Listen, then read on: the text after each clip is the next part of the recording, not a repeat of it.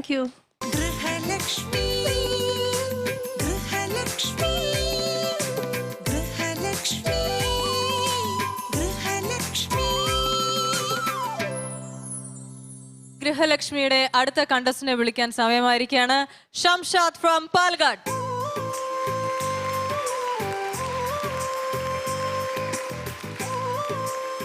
Hello Shamshad. Hello. ആരൊക്കെയുണ്ട് കൂടെ? Husband ഉണ്ട്, മക്കളുണ്ട്. ഹലോ സർ, എന്തൊക്കെയുണ്ട് വിശേഷം? ഫൈൻ, നന്നായി പോകുന്നു. എങ്ങനെയുണ്ടായിരുന്നു ടാസ്ക് ഒക്കെ? നന്നായി ചെയ്തിട്ടുണ്ട്. നന്നായി ചെയ്തിട്ടുണ്ട്. മക്കളൊക്കെ ഹാപ്പി ആയിരിക്കുന്നു. മക്കളുടെ പേര്? മോളുടെ പേര് റിയ ഖാൻ. റിയ ഖാൻ. മോൻ? അയ്യോ കുനിഞ്ഞു കളഞ്ഞോ? പേരില്ലേ? അവൻ അമ്മ പോയ വിഷമത്തിലാ. അവൻ Rizwan Khan. Okay, so nice meeting you all. Anyways, എന്തൊക്കെയുണ്ട് ടാസ്ക് കഴിഞ്ഞിട്ടുള്ള വിശേഷങ്ങൾ? കുഴപ്പമൊന്നും ശാലിനി ടെൻഷൻ അടുപ്പിച്ചോ? കുറച്ച് ടെൻഷൻ ഉണ്ടായിരുന്നു, എന്നാൽ നമ്മൾ ചെയ്യുന്ന കാര്യങ്ങളായതുകൊണ്ട് ചെയ്യാൻ പറ്റി. ഓ, നന്നായി ചെയ്യാൻ പറ്റി. എൻജോയ് ചെയ്തോ? ഓ, ഇവിടെ നിൽക്കുമ്പോ ടെൻഷൻ ഉണ്ടാ? ഇല്ല, ഇപ്പൊ കുറെ ഇല്ലല്ലോ, ടെൻഷൻ ഒന്നും ഇല്ലല്ലോ. അപ്പൊ ശരി, രഞ്ജിനി ചേച്ചി, കൃഷ്ണമറേട്ട, ഗീതാഞ്ജലി മാം, നമുക്ക് നേരെ പ്രൊഫൈലിലേക്ക് കടന്നാലോ? Okay, so let's see the daily routine of Shamshad. Palakkad ജില്ലയിലെ പുതുപ്പരിയാരത്താണ് എൻ്റെ വീട്. പാലക്കാട് ജംഗ്ഷൻ റെയിൽവേ സ്റ്റേഷന് തൊട്ടടുത്ത് 1 കിലോമീറ്റർ അടുത്താണ്. ഞങ്ങളുടെ വീട്ടിൽ ഹസ്ബൻഡ്, 2 മക്കളും ഞാനും. മുമ്പിലൊരു മെഡിക്കൽ ഷോപ്പും ബാക്കിൽ വീടുമായിട്ടാണ് ഞങ്ങൾ സെറ്റ് ചെയ്തത്. ഹസ്ബൻഡ് ഫിസിക്കലി ഹാൻഡിക്യാപ്ഡാണ്. ഹസ്ബൻഡ് എയർഫോഴ്സിലായിരുന്നു. അവിടുന്ന് പാരലൈസ്ഡ് ആയിട്ട് വന്നിട്ട് സ്വന്തമായിട്ട് മെഡിക്കൽ ഷോപ്പ് ഇട്ടിട്ട് ഇരിക്കുകയാണ്. ആക്ച്വലി എൻ്റെ വീട് മലപ്പുറം ജില്ലയിലാണ്. മലപ്പുറം ജില്ലയിൽ നിന്ന് പത്രത്തിലൊരു ആഡ് കണ്ടു, ഫിസിക്കലി ഹാൻഡിക്യാപ്ഡായ ഒരാൾ ഇങ്ങനെ ഫാർമസിസ്റ്റാണ്, വധുവിനെ തേടുന്നു എന്ന് പറഞ്ഞിട്ട്. അപ്പോൾ എൻ്റെ ചെറുതിലെ ഒരു ആഗ്രഹമായിരുന്നു ഇതുപോലെ ഒരാളെ കല്യാണം കഴിക്കണമെന്ന്. എൻ്റെ ഒരു ദിവസം തുടങ്ങുന്നത് രാവിലെ 5 മണിക്കാണ്.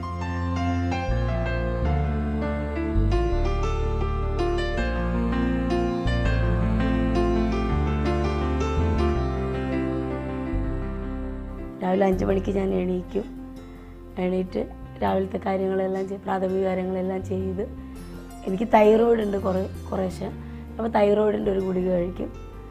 അത് കഴിച്ചിട്ട് നിസ്കരിച്ചിട്ട് അസ്സലാത്തു ഖൈറും മിനന്നൗം അസ്സലാത്തു ഖൈറും മിനന്നൗം അല്ലാഹു അക്ബർ അല്ലാഹു അക്ബർ. 5:50 ഞങ്ങൾ കുറച്ച് ഫ്രണ്ട്സ് എല്ലാം കൂടി നടക്കാൻ പോകും. ഇവിടെ അടുത്ത് ഒരു 3 കിലോമീറ്റർ ദൂരമുണ്ട് അപ്പ് ആൻഡ് ഡൗൺ. 3/4 മണിക്കൂർ ഉണ്ടാവും ഏകദേശം.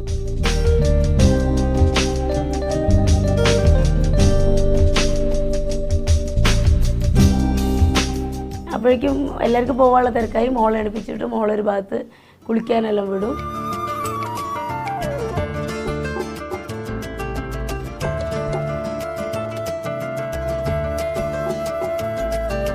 പിന്നെ മോളെ തലയെല്ലാം കെട്ടി മോളെ റെഡിയാക്കി പിന്നെ ഞാൻ പോയി ചായ ഉണ്ടാക്കി അപ്പോഴേക്ക് രാജേണ്ണ തിന്നൽ പത്രം വായിച്ചിട്ടുണ്ട് ഇരിക്കുന്നുണ്ടാവും. ആ സമയത്ത് ഞാനും പോയി കുറച്ച് നേരം പത്രമൊക്കെ നോക്കി അന്നത്തെ കാര്യങ്ങളെക്കുറിച്ചൊക്കെ വെറുതെ ഒന്ന് ഡിസ്കസ് ചെയ്ത് പുള്ളീനെ പോകാൻ റെഡിയാക്കി രാജേണ്ണനെ ഇറക്കി വിടും.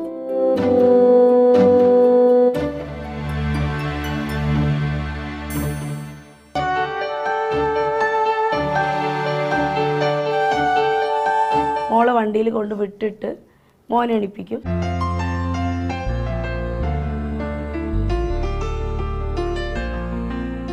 മോനെ എണിപ്പിച്ച് മോനെ റെഡിയാക്കി അവൻ അംഗൻവാടി കൊണ്ടുവിടും. അംഗൻവാടി കൊണ്ടുവിട്ട് കഴിയുമ്പോഴേക്കും എൻ്റെ വീട്ടിൽ ഒരുവിധം എല്ലാ പണികളും കഴിഞ്ഞിട്ടുണ്ടാവും. പിന്നെ ഫ്രീ ടൈമാണ്. അപ്പോൾ ഞാൻ കുറച്ച് നേരം എന്തെങ്കിലും ഓർണമെൻറ്റ് മേക്കിംഗ് ഉണ്ട്, എന്തെങ്കിലും തയ്ക്കും സ്വന്തമായിട്ട്, അങ്ങനെ എന്തെങ്കിലുമൊക്കെ ചെയ്തിട്ടിരിക്കും. രാജേണ്ണൻ ഷോപ്പിലെ പിള്ളേരെല്ലാം ഊണ് കഴിച്ചിട്ട് 2:30 രാജേണ്ണൻ ഊണ് കഴിക്കാൻ വരാൻ.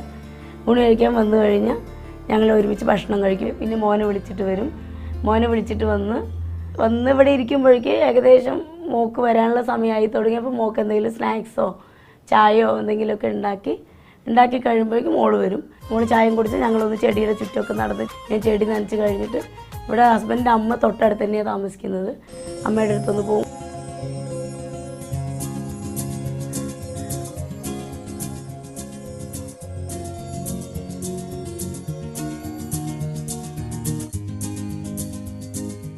പിന്നെ വീട്ടിൽ വന്നിട്ട് മോളെ ഞാൻ കൈയും കാലും കഴുകി പഠിക്കാൻ കാര്യങ്ങൾക്കൊക്കെ വിടും.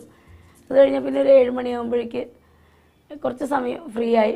പിന്നെ കുറച്ച് നേരം മോളുടെ കൂടെ മക്കളുടെ കൂടെ ഇരുന്നിട്ട് 8 മണിയായി കഴിഞ്ഞാൽ ഞങ്ങളെല്ലാവരും കൂടെ ഷോപ്പിലേക്ക് ഇറങ്ങും. അത് പോയി കഴിഞ്ഞാൽ അവിടെ ഇക്കാൻ്റെ ഫ്രണ്ട്സ് ഉണ്ടാവും, രാജേൻ്റെ ഫ്രണ്ട്സ് ഉണ്ടാവും, ഇവിടെ നാട്ടിലെ കുറച്ച് ആൾക്കാരുണ്ട്. എല്ലാവരും കൂടെ അന്നത്തെ വാർത്തകളും കാര്യങ്ങളും പരസ്പര ബഹളമൊക്കെ ആയിട്ട് ഒരു 8:45 9 മണി വരെ. 8:00 ഷോപ്പ് അടക്കും. ഷോപ്പ് അടച്ചു കഴിഞ്ഞാൽ പിന്നെ ഒരു 9 വരെയൊക്കെ എല്ലാവരും കൂടി കുറച്ച് നേരം നിൽക്കും.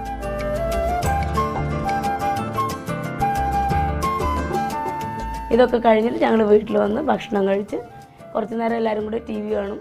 TV കാണൽ പറഞ്ഞാൽ ഞങ്ങൾക്ക് ശരിക്കും ബോറാണ്. എനിക്ക് വെറും ഗെയിമും ന്യൂസും മാത്രമാണ് കാണുക. ചില ദിവസങ്ങളിൽ ഒരു സിനിമയൊക്കെ വെക്കാമെന്ന് പറഞ്ഞിട്ട് ഇരുന്ന് കുറച്ച് നേരം സിനിമ കാണും. പിന്നെ പോയി അവരൊക്കെ ഉറക്കും.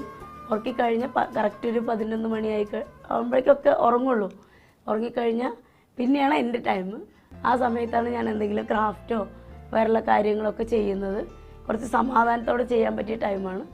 അപ്പോൾ ആരുടെയും ശല്യമില്ല, മക്കളാരും വരില്ല. അപ്പോൾ ഇരുന്ന് ഇതെല്ലാം സമാധാനത്തിൽ ചെയ്ത് ഉറക്കം വരുമ്പോൾ പിന്നെ പോയി ഞാൻ കിടക്കും. 11:30 12 മണിക്കുള്ളിൽ കിടക്കും.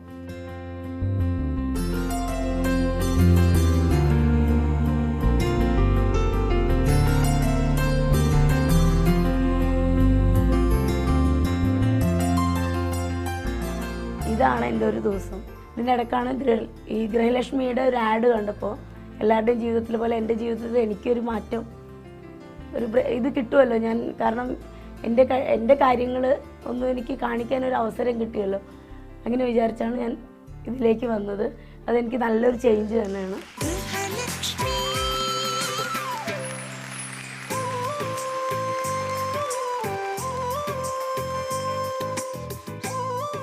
ഹായ് ഷംസാദ്, നല്ലൊരു പ്രൊഫൈലായിരുന്നു, വളരെ ടച്ചിങ് പ്രൊഫൈലായിരുന്നു എന്ന് പറയാം. ഓർണമെന്റ്സ് മേക്ക് ചെയ്തൊക്കെ എനിക്ക് ഒത്തിരി ഇഷ്ടപ്പെട്ടു. അതാണോ വേറെ ചെയ്തിരിക്കുന്നത്? ടെറാക്കോട്ടയാണ്. Very cute. സോ വണ്ടർഫുൾ, നന്നായിട്ടുണ്ടായിരുന്നു. അപ്പൊ എന്തായാലും ജഡ്ജസിനോട് തന്നെ ചോദിക്കാം ബാക്കി കമന്റ്സ്. രഞ്ജിനി ചേച്ചി. ഷംഷാദ് മാഡം. അയ്യോ, oh nice nice nice nice nice nice. Shamshad എനിക്ക് വളരെ ഇമോഷണലായി. വാക്കുകൾ വരുന്നില്ല. പക്ഷെ എന്നാലും that was a very sweet പ്രൊഫൈലായിരുന്നു. അത് മാത്രമല്ല ഹസ്ബൻഡ് ഒരു ഇൻഡിവിജ്വൽ പേഴ്സണാലിറ്റി ഓൾസോ അല്ലേ. നമുക്ക് യുനോ അവർ തന്നെ അവരുടെ ജോലി ഇൻഡിവിജ്വൽ ആയിട്ട് ഇരിക്കണം, ഇൻഡിപെൻഡൻ്റ് ആയിട്ട് ഇരിക്കണം. അതാ വളരെ സന്തോഷം. ഓക്കെ, അങ്ങനെയാണ് ഇരിക്കുന്നു. ആൻഡ് എനിക്ക് പറയാൻ ഒന്നുമില്ല. പക്ഷേ ഷംഷാദ് ഒരുപാട് കാര്യങ്ങൾ വീട്ടിൽ എല്ലാം നോക്കുന്നു. അത് മാത്രമല്ല എനിക്ക് ഏറ്റവും ഇഷ്ടപ്പെട്ടത് എല്ലാവരും കുട്ടികളും പിന്നെ ഹസ്ബൻഡിൻ്റെ എല്ലാ കാര്യങ്ങളും കഴിഞ്ഞ ശേഷം വന്ന് തൻ്റെ ലോകത്തിൽ പോയല്ലേ യുവർ ഹോബീസ്, അതെനിക്ക് ഏറ്റവും വളരെ ഇഷ്ടപ്പെട്ടു. വളരെ ഹാർട്ട് ടച്ചിങ് ആയിരുന്നു. പിന്നെ അത് മാത്രമല്ല ടെറക്കോട്ട ജ്വല്ലറി നമ്മൾ എത്ര പൈസ മുടക്കിയും നമ്മൾ പോയി മേടിക്കുന്നേ. ഷംഷാദ് എനിക്ക് ഒന്ന് ചെയ്തു തരോ? തീർച്ചയായിട്ടും madam. Oh thank you so much. Thank you. എങ്ങനെ ഉണ്ടായിരുന്നു എന്ന് പറയുന്നതിന് മുമ്പ് ഷംഷാദിൻ്റെ ഭർത്താവിൻ്റെ പേരെന്താ? നൗഷാദ്. അപ്പോൾ ഇത് കണ്ടുകൊണ്ടിരുന്നപ്പോൾ സംവിധായകൻ സിദ്ദിഖ്, ഞാൻ സിദ്ദിഖണ്ണൻ എന്ന് വിളിക്കും. സിദ്ദിഖണ്ണൻ ഞാനുമായിട്ട് ഒരു കാലത്ത് ഒരു കാര്യം സംസാരിക്കും. എൻ്റെ മോൾക്ക് ഒരു ഹെൽത്തിൻ്റെ ഒരു പ്രോബ്ലം. അന്നത് ഇന്നത് വളരെ നിസ്സാരമായിട്ട് മാറി. അന്ന് അണ്ണനുമായിട്ട് സംസാരിച്ചുകൊണ്ടിരുന്നപ്പോൾ അദ്ദേഹത്തിൻ്റെ അടുത്ത് പറയുണ്ടായി, അദ്ദേഹത്തിന് 3 പെൺകുട്ടികളാണ്. അപ്പോൾ 3ാമത്തെ മകൾ തളർന്നു കിടക്കുന്നൊരു കുട്ടിയാണ്. അതെ. അപ്പോൾ അദ്ദേഹത്തിൻ്റെ അടുത്ത് പറഞ്ഞു, കുറേ സംസാരിച്ച് ചിരിച്ചുകൊണ്ട് പറഞ്ഞു, എനിക്ക് അതിലും ഒരു ഉള്ളിൻ്റെ ഉള്ളിൽ ഒരു ആശ്വാസം എന്താണെന്ന് വെച്ച് കഴിഞ്ഞാൽ, ദൈവം എന്തെങ്കിലും അംഗവൈകല്യം ഉണ്ടെങ്കിൽ അവരെ നമ്മുടെ കൈകളിലേക്ക് ഏൽപ്പിക്കും. എന്തെന്ന് വെച്ചാൽ നമ്മൾ ശക്തരാണെന്ന് തോന്നുന്നുണ്ടാണ് നമ്മളെ ഏൽപ്പിക്കുന്നത് അങ്ങനെ. അപ്പോൾ അതുപോലെ തന്നെ ചെറുതിലെ ഷംസാദിൻ്റെ മനസ്സിലൂടെ പോയി ഞാൻ ഇങ്ങനെ ഒരാളെ കല്യാണം കഴിക്കുമെന്ന്. അപ്പോൾ എനിക്ക് തോന്നുന്നു അന്നേ ദൈവം നിശ്ചയിച്ചിട്ടുണ്ട് എന്തോ ആർക്കൊരു അപകടം വരുന്നത്, ആ അവരെ നോക്കാൻ ശക്തി നിങ്ങൾക്ക് തന്നിട്ടുണ്ട്. അപ്പോൾ അങ്ങനെ ശക്തിയുള്ള ഒരാളുടെ കരങ്ങളിലേക്കാണ് നൗഷാദ് വന്നിരിക്കുന്നത്. എന്ന് വെച്ചാൽ നൗഷാദിന് ശക്തി കുറവൊന്നുമല്ല, വളരെയധികം ഇരട്ടി ശക്തിയുള്ള ഒരു മനുഷ്യനാണ്. അപ്പോൾ എപ്പോഴും പറയും in every disadvantage there is an advantage. അപ്പോൾ ഇവിടെ വെച്ച് ഈ ആരോഗ്യ പ്രശ്നം ഒന്നുമില്ലാതെ നിങ്ങൾ നിങ്ങളുടേതായ സ്വന്തം നിലയിൽ നിങ്ങൾ ബിസിനസ് ചെയ്ത് വളരെ സന്തുഷ്ടമായി ശക്തിയാർജിച്ച് ജീവിക്കുന്നു. അതുകൊണ്ട് അതിൻ്റെ മുമ്പിൽ ഞാൻ ആലോചിക്കുന്നു ഞങ്ങൾക്കൊക്കെ വളരെ ശക്തി കുറവാണ് നിങ്ങളുടെ ശക്തി വെച്ച്. അപ്പോൾ നിങ്ങൾ ഞങ്ങളെക്കാൾ ശക്തരാണ്. ആ ശക്തി കണ്ട് ആ ശക്തിയിൽ നിന്ന് ഞങ്ങൾക്ക് ശക്തി പടരട്ടെ എന്ന് ആശംസിക്കുന്നു. എല്ലാവിധ നന്മകളും. ഞാൻ കൃഷ്ണകുമാറിൻ്റെ ഭംഗിയുള്ള വാക്കുകളും രഞ്ജിനിയുടെ ഗ്രേസ്ഫുൾ ആയിട്ടുള്ള ബോവും ബോറോ ചെയ്യുന്നു. I really appreciate you. ഈ ഒരു പറഞ്ഞ പോലെ സ്ട്രോങ് ആയിട്ടുള്ള മൈൻഡും സ്ട്രോങ് ആയിട്ടുള്ള വളരെ കറേജിയസ് ആയിട്ടുള്ള ഒരു പേഴ്സണാലിറ്റിയും ഉള്ള ഒരു വ്യക്തിയായിട്ടാണ് എനിക്ക് തോന്നിയത്. ഓവറോൾ ആ ഒരു ഒരു ഹോൾ ഡേ ആയിരുന്നു. ഒരു അറ്റ് സം പോയിന്റ് വളരെ സോഫ്റ്റ് ആയിട്ടുള്ള ടാലൻസ് ലൈക്ക് ടെറക്കോട്ട, പിന്നെ അക്കുഷൻ ചെയ്യുന്നത്, അതേസമയം വളരെ ശക്തമായിട്ടുള്ള റോൾസും പ്ലേ ചെയ്യുന്നു. ലൈക്ക് ഷട്ടർ വലിച്ച് താഴ്ത്തിയിടുന്നു. അപ്പോൾ എല്ലാം കൊണ്ടും ഒരു ഒരു ഹോൾ ആയിട്ടുള്ള ഒരു ഫീമെയിലായിട്ടാണ് എനിക്ക് തോന്നിയത്. Keep it up. Thank you so much ma'am. അപ്പോൾ നല്ലൊരു കംപ്ലീറ്റ് ലേഡി ആയിട്ടാണ് ജഡ്ജസ് പറഞ്ഞിരിക്കുന്നത്. കമന്റ്സ് കേട്ടിട്ട് എന്ത് തോന്നുന്നു? എന്ത് തോന്നുന്നു പറഞ്ഞാൽ നമ്മളെ ഒരു ഇതിലെത്തിക്കഴിഞ്ഞാൽ പലപ്പോഴും നമുക്ക് സ്ട്രോങ് ആവേണ്ടി വരും. ഇപ്പം എൻ്റെ ഒരു അവസ്ഥയിൽ ഹസ്ബൻഡിൻ്റെ റോളും വൈഫിൻ്റെ റോളും ഞാൻ ചെയ്യേണ്ട അവസ്ഥ വരും പലപ്പോഴും, എല്ലാ കാര്യങ്ങളും. തീർച്ചയായും. പിന്നെ പുള്ളി പറഞ്ഞാൽ എല്ലാം സെൽഫ് സ്റ്റാൻഡിങ് ആണ്, മാക്സിമം ഒരാളെയും ഡിപ്പെൻഡ് ചെയ്യില്ല. എങ്കിലും നമ്മുടെ സപ്പോർട്ട് വേണമല്ലോ. സപ്പോർട്ട് വേണ്ടവിടെ ഞാൻ ഫുൾ ടൈം നിൽക്കും. അതിനുവേണ്ടി ദൈവം നല്ല മനസ്സുള്ള ഒരു വൈഫിനെ തന്നെയാണ് ചേട്ടന് തന്നിരിക്കുന്നത്, അല്ലേ ചേട്ടാ? എനിക്ക് തോന്നുന്നു ചേട്ടൻ എന്താണ് പറയാനുള്ളത്? തീർച്ചയായിട്ടും. അതുകൊണ്ടാണ് നിങ്ങൾ ഇത്രയും സക്സസ്ഫുൾ ആയിട്ട് മുന്നോട്ട് പോകുന്നത്. ഡെഫിനറ്റ്ലി. ഷംസാദ്, നമുക്കിനി ടാസ്കിലേക്ക് പോകാം. ഏതാണ് ടാസ്ക് എന്ന് നോക്കാം. ശാലിനിയോട് ചോദിക്കാം. Let's see what task is in store for us. ഓടല്ലേ ഓടല്ലേ, സ്വർണം കാണാൻ മുമ്പ് എല്ലാവർക്കും ആർത്തി ഉണ്ടാവും, പക്ഷെ ക്ഷമിക്കൂ. 2, 3 സ്റ്റാർട്ട്. അയ്യോ, ഇതിന് ഞാൻ മോശമാണ്. എനിക്ക് പെട്ടെന്ന് മാർക്കറ്റാണ് ഓർമ്മയ്ക്ക് വന്നത്. സ്റ്റോപ്പ് വാച്ച് അടിച്ചതും കിളി പോയി.